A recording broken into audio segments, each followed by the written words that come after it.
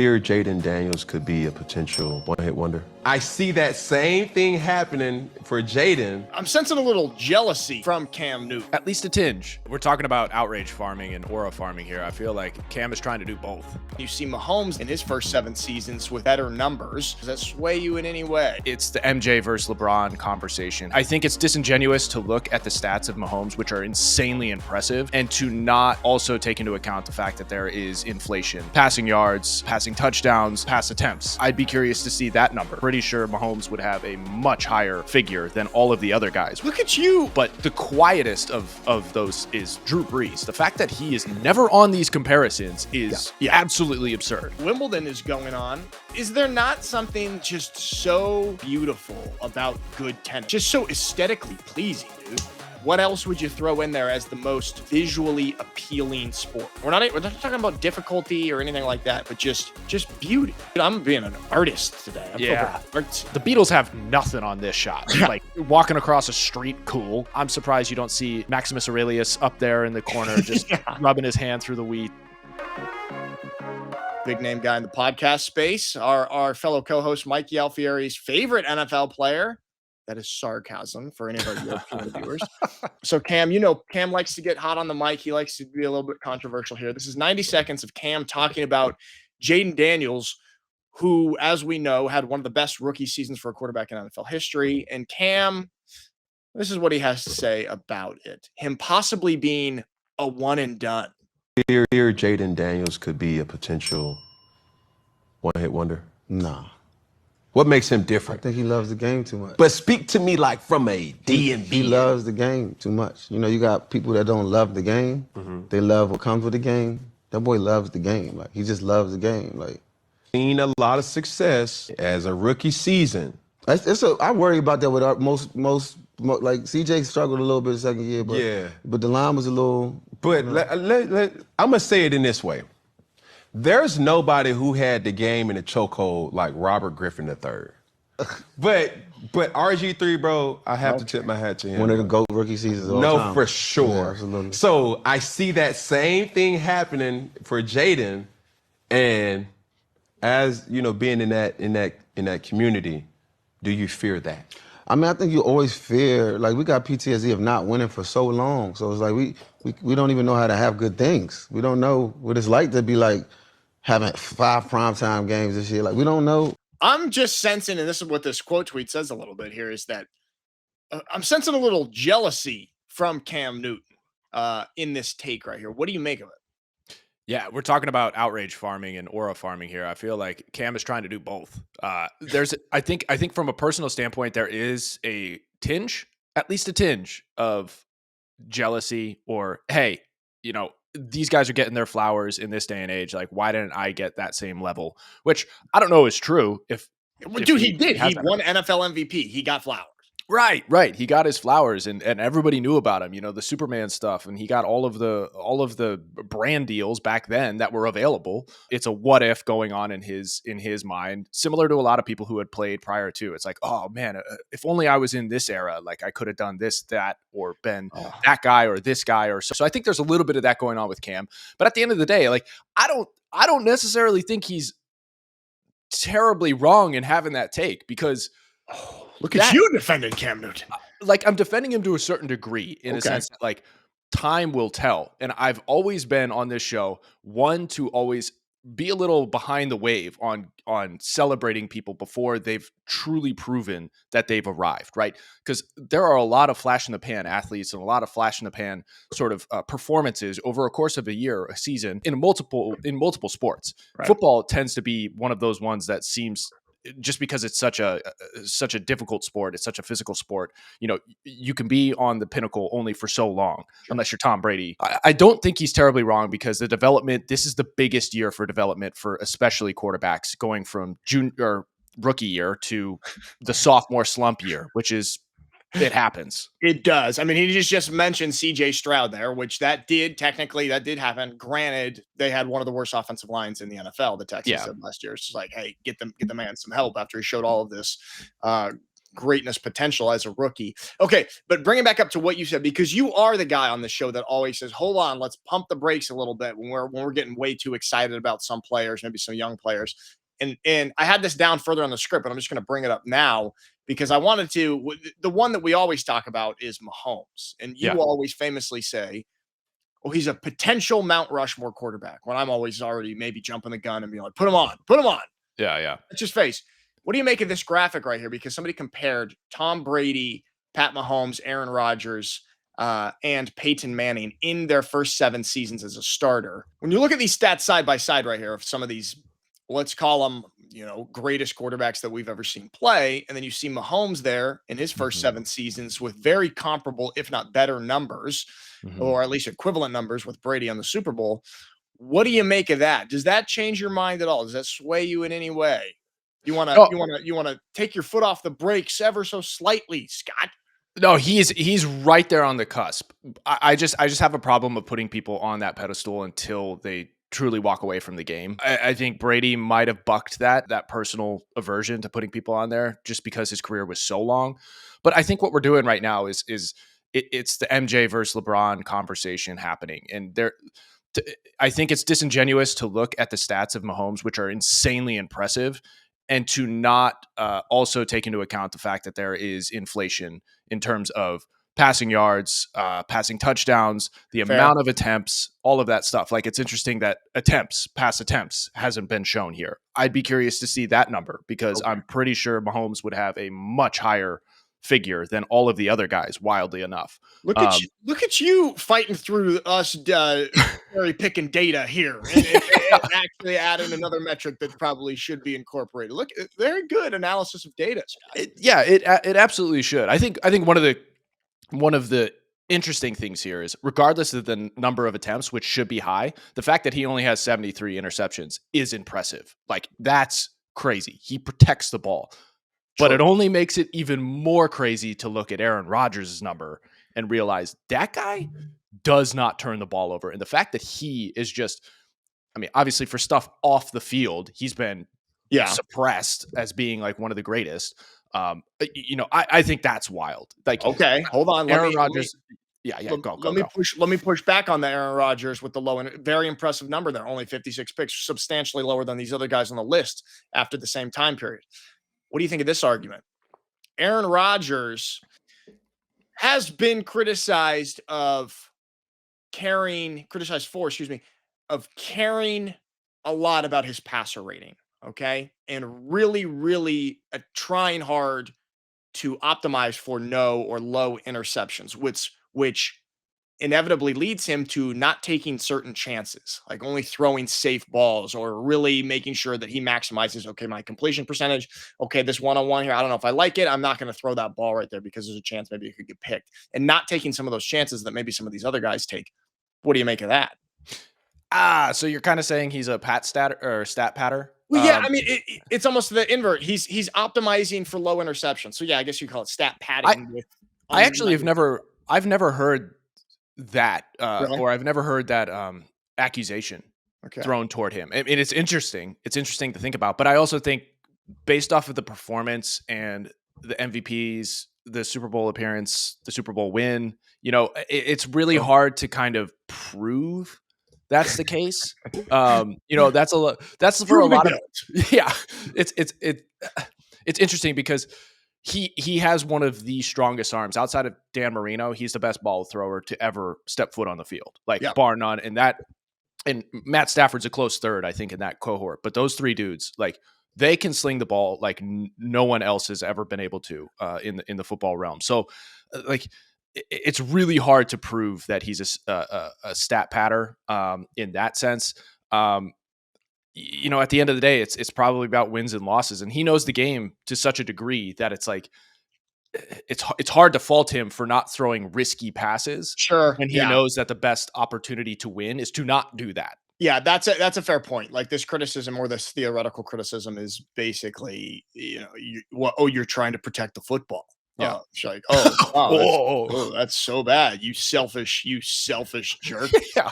I just don't want to throw any interceptions. Yeah, it's good for the football team. No, so see, I don't know. Look, I'm just playing devil's advocate Yeah, here. I'm not grasping onto any of these. I'm just sort of just throwing them by. All right. Well, okay. Speaking of quarterbacks, I do have to say, and this is on me too, because I just did that video of the most underrated quarterbacks of all time. Yes, Granted, this person that I'm about to bring up falls outside that realm because he's a Super Bowl winner. But the quietest of those is Drew Brees. The fact that he is never on these comparisons is absolutely absurd. And I also think that Drew Brees sort of set the standard or maybe opened the door for some of those smaller quarterbacks to get into the NFL. If you look at a guy like Russell Wilson, it's like, oh, why did he get into the NFL or like have these opportunities? Drew Brees comes. Be like, yeah, we've seen a shorter quarterback actually have success. But it is true. He never really gets in those conversations. Yeah. Which I don't really know why. Maybe it's because of his shorter stature. I don't know. He just falls short. He falls short. He falls short.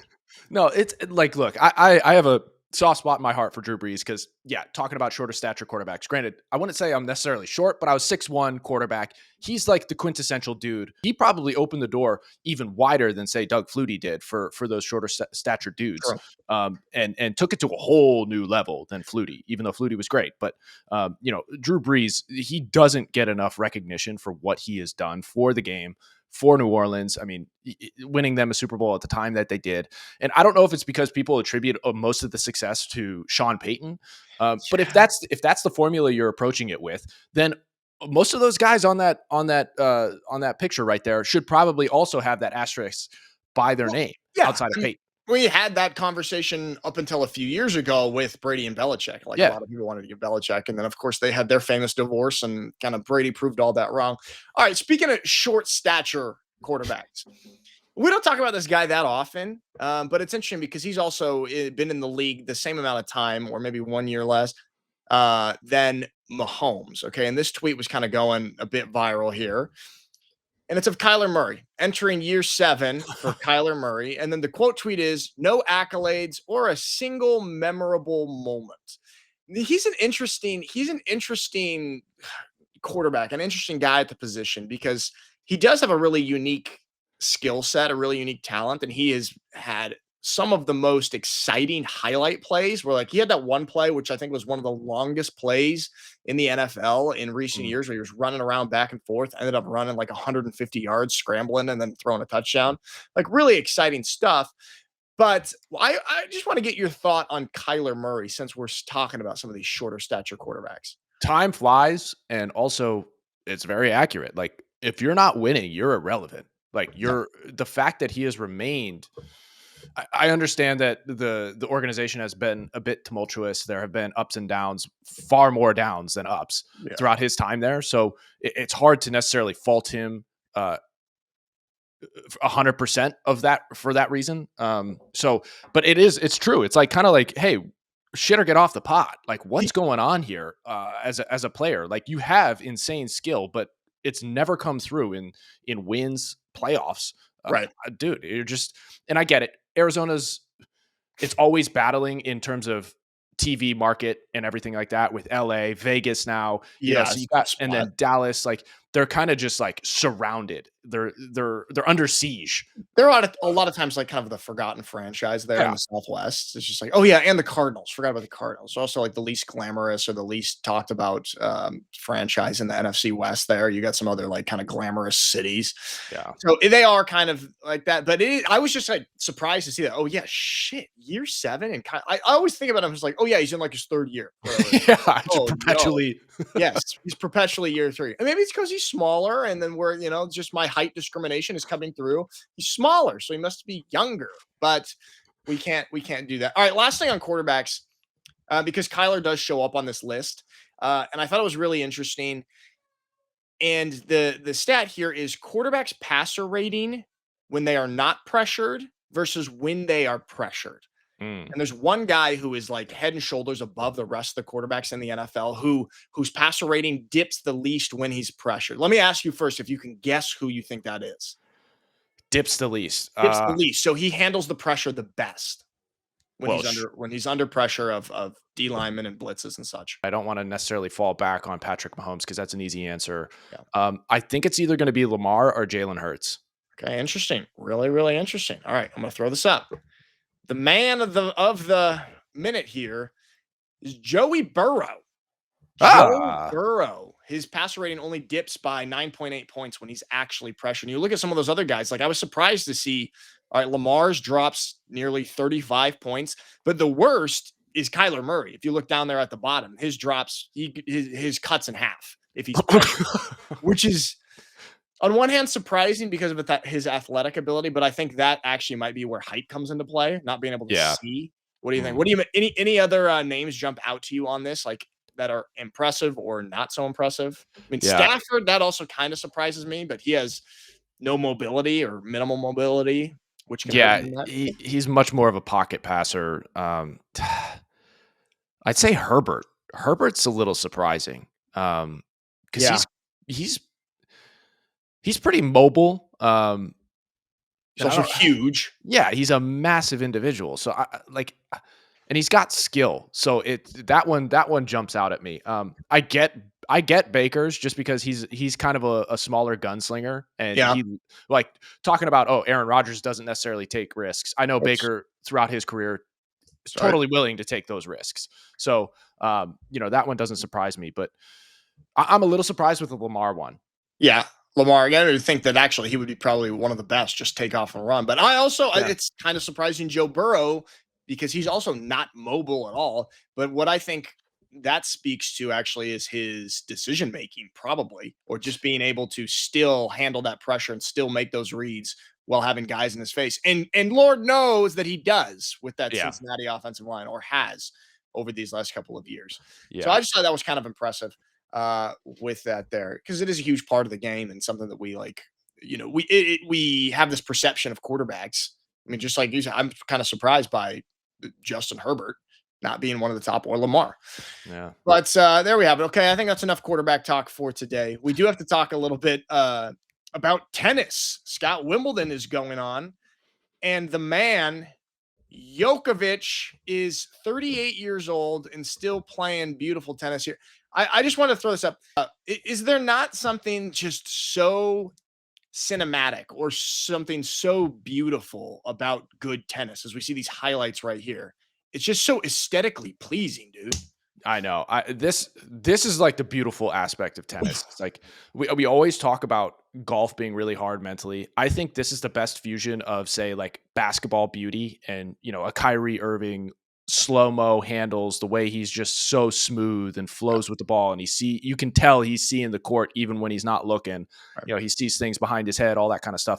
This is the equivalent in tennis, and this has always been there. It's just it doesn't get enough hype because the way these guys are moving laterally and then sometimes going back and forth as well is insane, and the speeds in which the ball are coming at them, and also having spin and rotation and all that kind of stuff, and having to play off of that spin and rotation to put it on their own shot is insanely impressive. So like that's why I always, whenever we have that argument about what's the most mentally difficult sport, I think tennis surpasses golf in that sense, because you're not having to just play the field. You're having to play against an opponent who's also putting spin on the ball, who's also putting it in locations that you have to physically get to, so on and so forth. So I think this is like one of the best sports to show beauty, to show creativity. Creativity. You can be incredibly creative in tennis there. Yeah. It's actually that's actually a really interesting part of the game. Okay. So you would, see, I understand your argument with it being a little bit more difficult than golf in terms of the mentality, because you are having the opponents also add their creativity to the game. Whereas in golf, it's just you against the field. I don't know if I buy it completely though. I do feel like golf is still just hyper mental. Whereas here, I mean, you can rely a little bit more on your physical ability. Like right there. I mean, that was not a mental play right there where Djokovic dove and just hit. That was just athletic ability. Right. So, but it's ingrained. It's the ingrained mental aspect. He's played so long that he knows where to place the ball. That's going to be most effective to gain the point. So like, he had to physically get to that point, but to place it along the line right there so that his opponent wouldn't be able to get it. or would be least likely to get it, is insanely mental. And I say it because like sometimes you're not hitting your shots properly, and in golf that happens a lot. Like you're not striking the ball properly. It's not coming off the racket right. You're not putting the right topspin or backspin or curving it around a tree. Like you have to do all of that with the tennis ball as well. You're moving the ball as it's hitting your racket. You're having those slight little tweaks in your wrists and everything like that. So if that's not hitting, and you're not hitting it properly and you're not on your game, it's absolutely mental because you're not doing it the way you should and have been doing for probably your entire career. So that's why I say the added element of the fact that you're playing against an opponent who's doing the exact same thing. And then there's a difference between you striking a still ball that's placed on a ground, and it's not as though the flag is moving around on the green or anything like that. But your opponent in tennis is. So you're like always having to change your trajectory and your approach every single hit. Okay, fair. Yeah, I know what you're saying. Fair. Maybe a couple more months of the podcast and you'll convince me fully. There's far more articulation in the game. Yeah, articulation. You're all right. You're making a compelling argument, I will say. Maybe I need to play a little more tennis. The last time I picked up a racket, it was a pickleball paddle. Okay. Wow. Sort of a bastardization of the game of tennis. Very fun. Have you played pickleball? Oh yeah. Played it. It's actually pretty fun.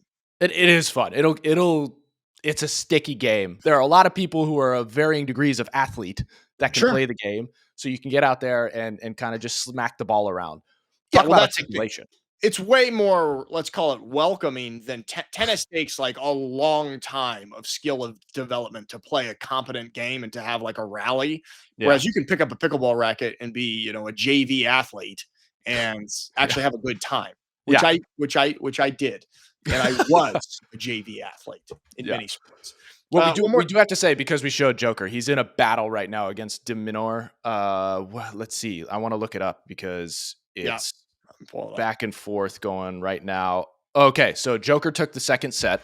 De Minaur took the first 6-1. Joker took the second set 6-4, and now they're tied 2-2 in the third set. So Joker's battling, trying to get to that round of 8 here in Wimbledon. It would be really cool to see a 38-year-old him finally take another major before he walks off, because you got Sinner, you got Alcaraz who are coming, lying in wait. I think they've won the last 6 majors between the two of them. So I think this is the perfect way to send off that generation of tennis players if he wins Wimbledon.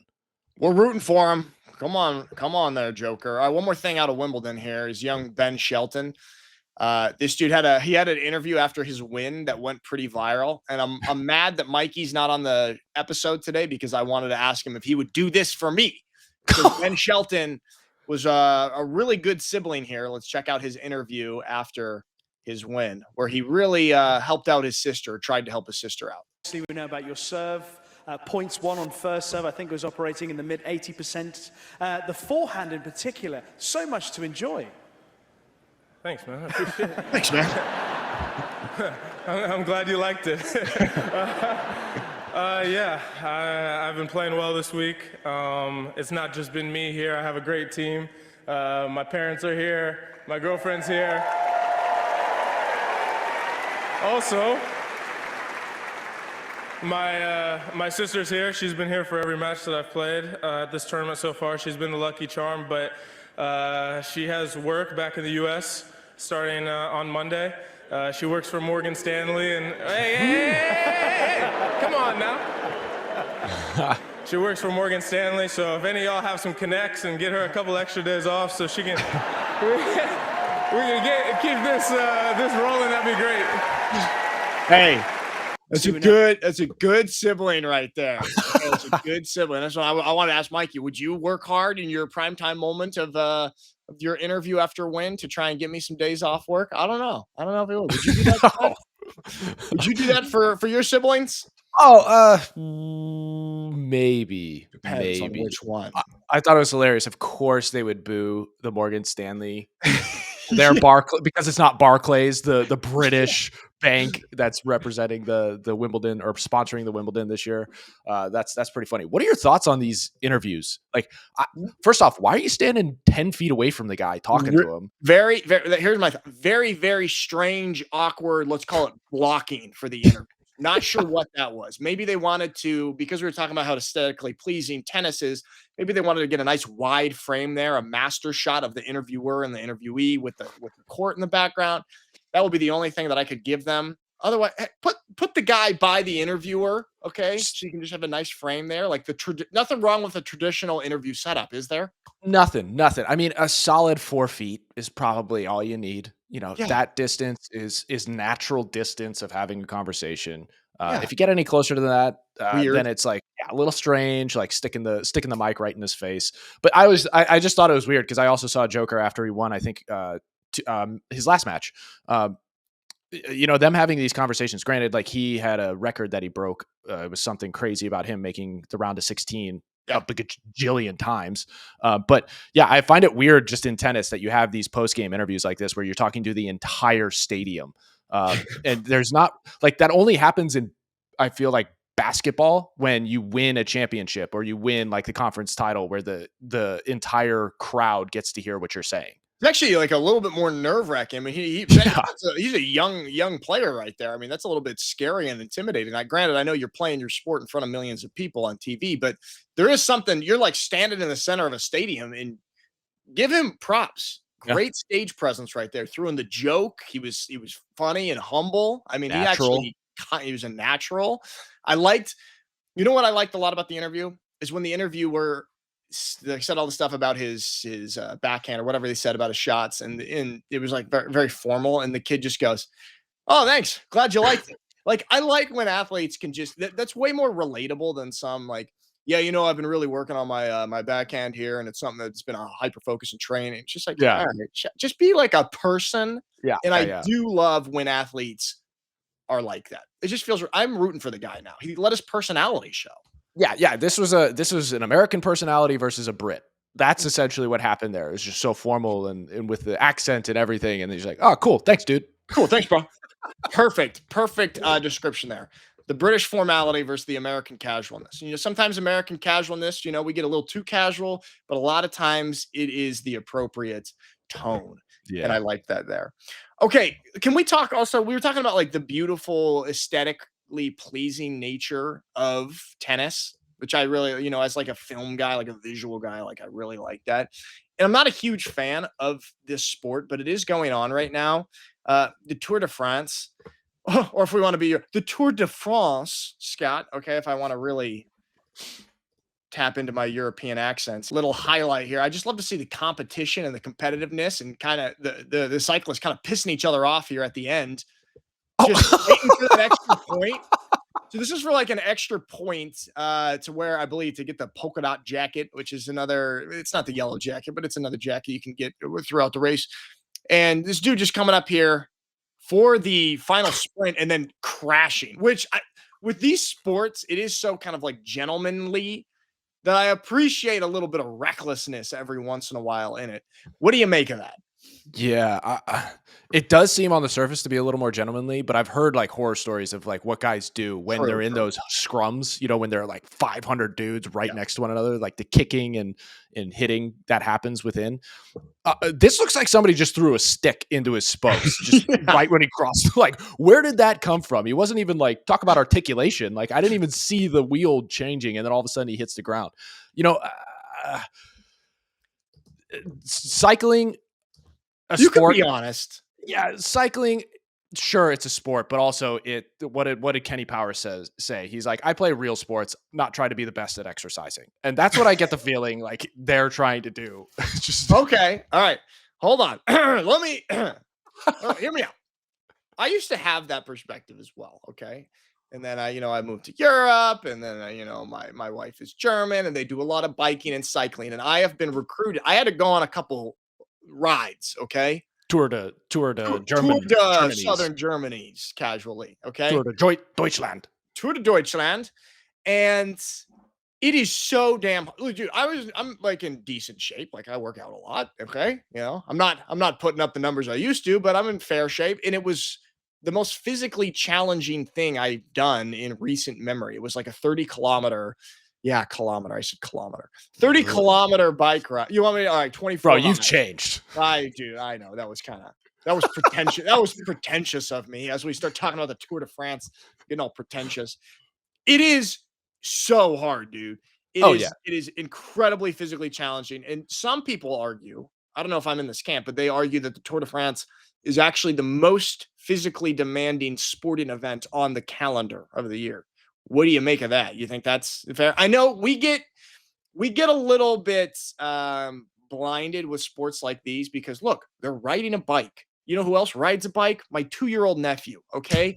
My 2-year-old nephew can't hit a home run. He can ride a bike though. So there's something about this that we don't oftentimes give as much respect to, I would say, at least in America. What are your thoughts?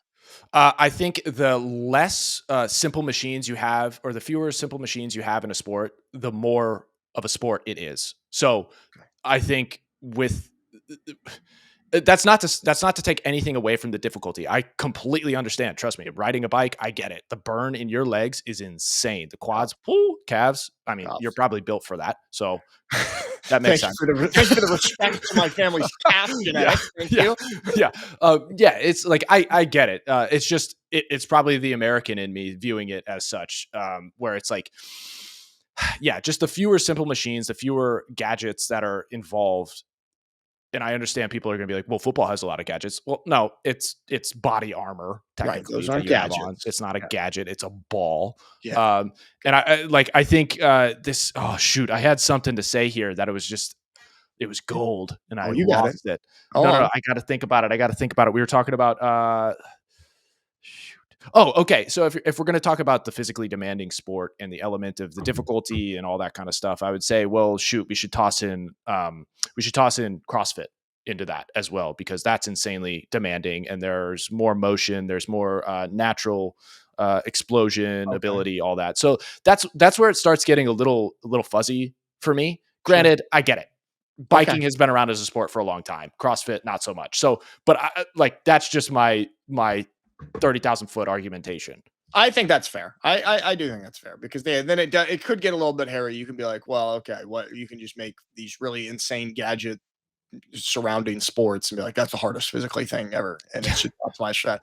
I will say, however, that I might argue it is, and we were talking about aesthetically pleasing. The imagery that is conjured up from this sport is absolutely beautiful. Okay, sorry for those just listening. I'm showing some just gorgeous photos from the Tour de France. That's absolutely gorgeous right there. Okay. Yeah. Also here, absolutely gorgeous. Okay. Absolutely gorgeous photos. Okay. Yeah. This one is not all right. That's not as these are not, but so it produces some of the most aesthetically pleasing sporting images that I think we have. Granted, a lot of it is due to the backdrop and everything that's going on, but there's something very, very beautiful about the sport. My question to you, one, do you agree with me? Two, what else would you throw in there as the most visually appealing sport? We're not talking about difficulty or anything like that, but just beauty. Oh my gosh. Okay. Look, dude, I'm being an artist today. I'm feeling artsy.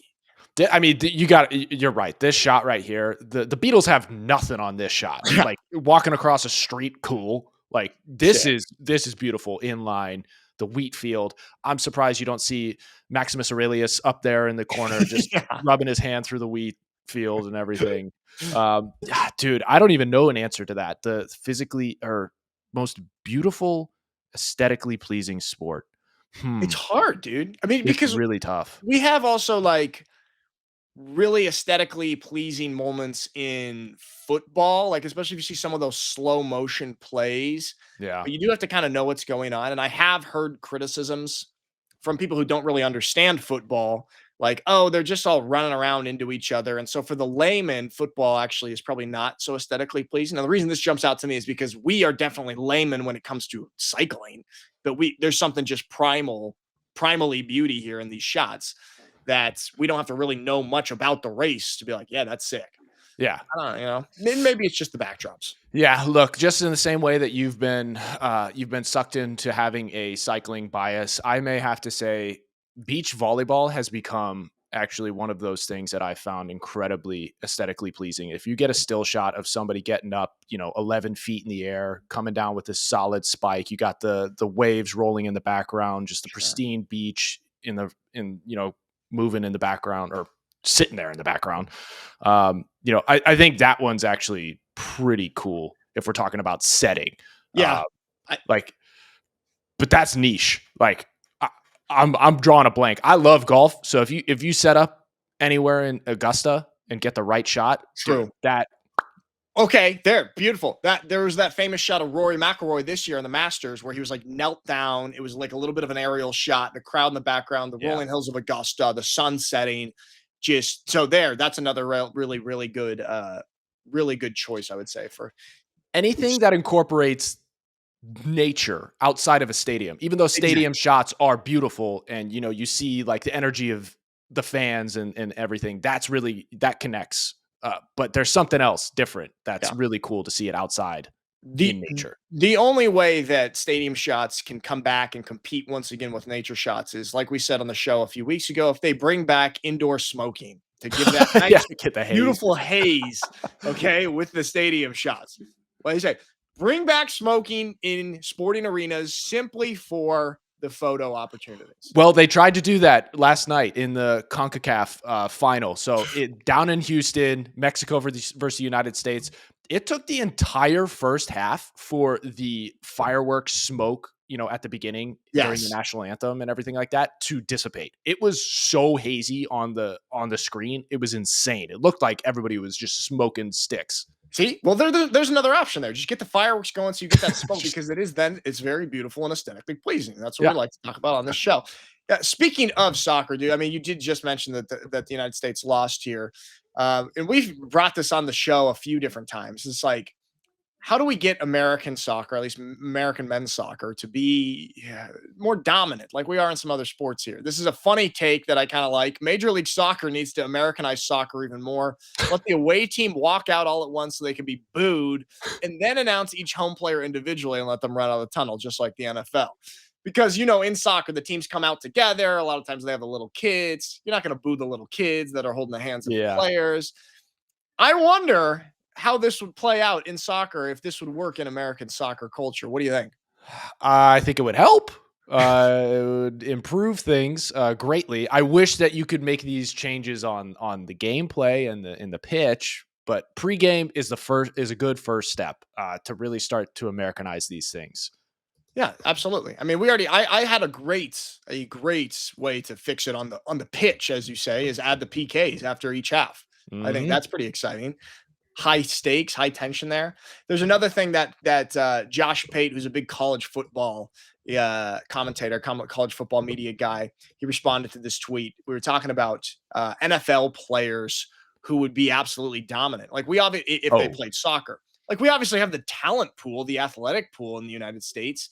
And Josh Pate says the number of NFL players that would be elite soccer players if they focused on it in childhoods or since childhood is in the hundreds. Historically, it's in the thousands. America would dominate soccer. And I think I fully agree with this take. We just, like we've said, it's not the priority here. It's not what little kids are growing up wanting to play. It's like at recess, you grab the football or the basketball, and sort of sometimes the weird kids grab the soccer ball. No, we're going to get all the soccer fans hating this. The guys who played coming up through club sports and be like, no, we're just as good. Let's be real. If Tyreek Hill played soccer from womb to college to pros, this wouldn't even like Diego Luna for how good he is and how good he's become over the past, call it year, and even sooner. Like he is now the U.S. wild child outside of Pulisic. Like if Tyreek focused solely on soccer, this would not be a conversation. This would be like, oh, what is that on the field? Yes. He's like a water bug. Like you cannot, if he got his footwork down, no one could catch that dude. So I completely agree with him on this. It's like there are too many athletes. And I've talked about this before. DBs, secondary guys. Yes. Those are, I think cornerbacks are the best athletes in football, and it's not even close. Like I think their reaction time and their ability to react in not knowing what's coming versus like any offensive player knowing what's coming and how to react to what the defense is doing. I think that's on another level of athleticism. And if you got those dudes out there with foot skills, well, you know what, dude? Also with DBs, with corners, they already have the soccer personality of whining all the time. So they're halfway there. They've already got the mentality to be a soccer player. fall on the ground, just add a little bit of flopping in there. You got a good DB, you could be a great center forward in soccer. And then America wouldn't be losing to Mexico in these tournaments, okay? And we bring some soccer pride to this nation. Yes. All right. So there we have it. We got Wimbledon still going on here. The Joker, he's finishing up right now. Okay, we got to go check out, see how he's doing. And Tour de France is in full swing, Scott. Keep paying attention. I'll watch. Go ride your bike. Go get your kids on their bikes so they can someday be in the Tour de France, okay? Oh, we're in the teaching moment of bikes, so are you? I might have to hop on one to just show, hey, this is how you do it. If you happen to do that, would you have your wife film it and send it to me? I would love nothing more than to see a video clip of you riding a bike. Okay. All right. I don't think I've ever seen that. I can't picture it. So I would really appreciate that. I don't. It's been a while since I've ridden a bike. Well, dude, we spent all those summers together, but we never like rode bikes. We were just like slightly too old for riding bikes around. And like our houses were a little bit too far where we drove to them. So or you call your friend, hey, I'm coming over. I'm gonna hop on my bike. Yeah. Well, I never had the privilege of seeing you ride a bike. Okay. So grant me that. Hop on my pegs. There you go. All right. Everybody, thank you for watching. Have a great Monday, and we will see you on the next one.